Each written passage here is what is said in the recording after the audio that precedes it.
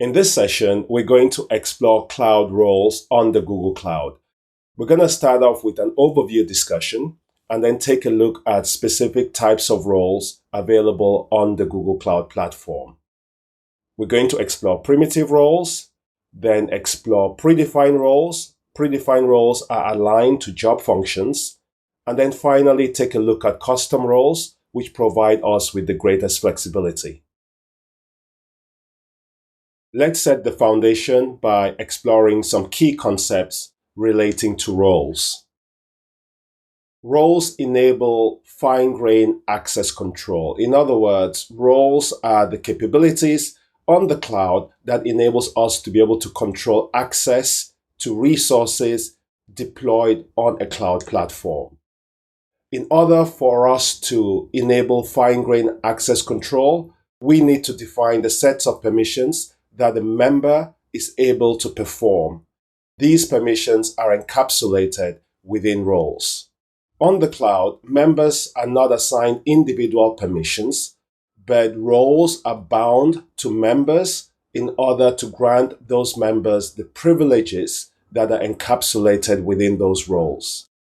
Therefore, in the cloud, permissions are added to roles and roles are bound to members. Through role binding, members then inherit the privileges that are encapsulated within the roles that are bound to the members.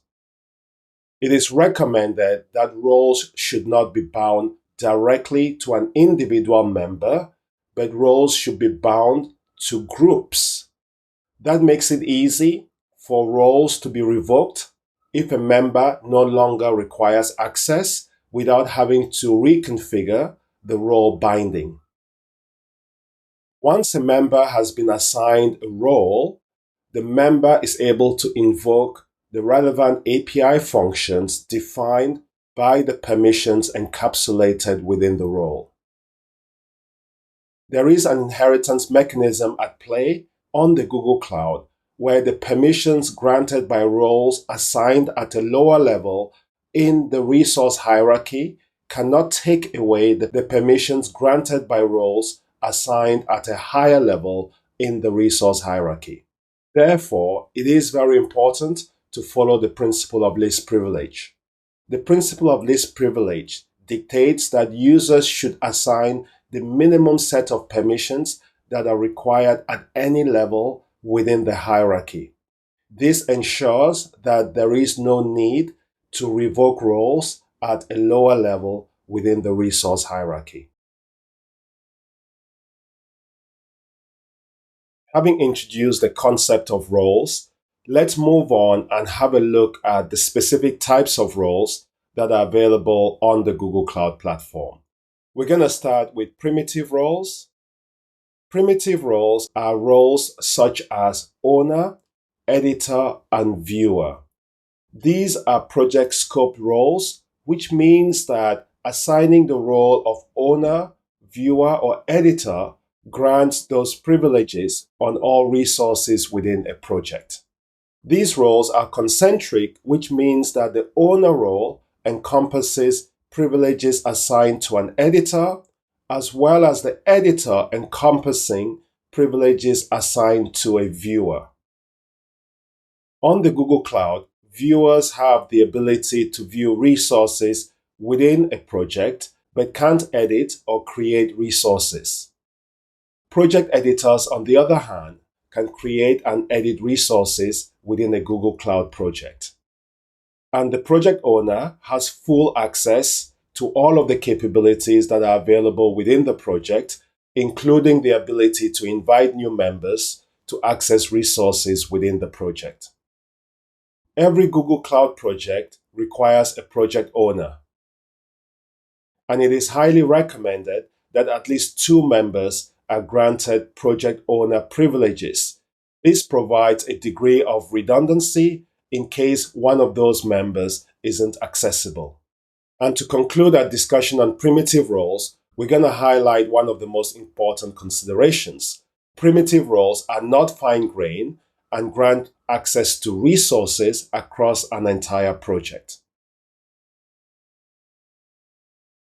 Having explored primitive roles, we're now going to move on and discuss predefined roles.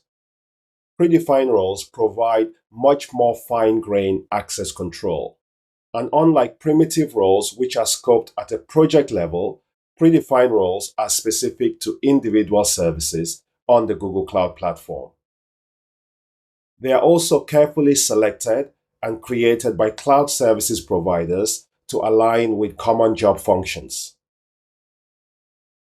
This means that the provider is responsible for identifying the individual permissions that need to be part of the role, grouping sensible permissions into the respective roles, enabling end users to apply roles that closely relates to how a service is used in the real world.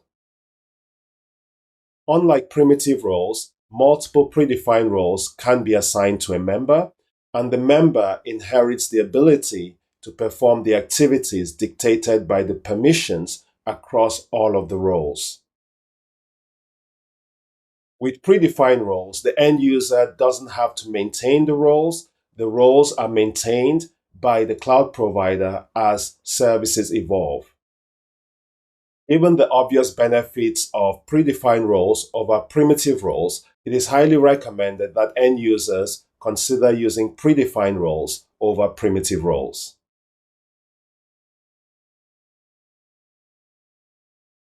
Let's move on and explore the final type of role, which is custom roles. Custom roles are roles that can be tailored to the specific needs of an end user. By virtue of being highly customized, these roles are defined by the end customer. They are much more granular, much more flexible than predefined roles. And Google recommends using custom roles only when predefined roles are not satisfactory. To create a custom role, the user selects the specific permissions that are required by the customized role. While creating custom roles, a user can start with a predefined roles and add permissions to or remove permissions from an existing predefined role.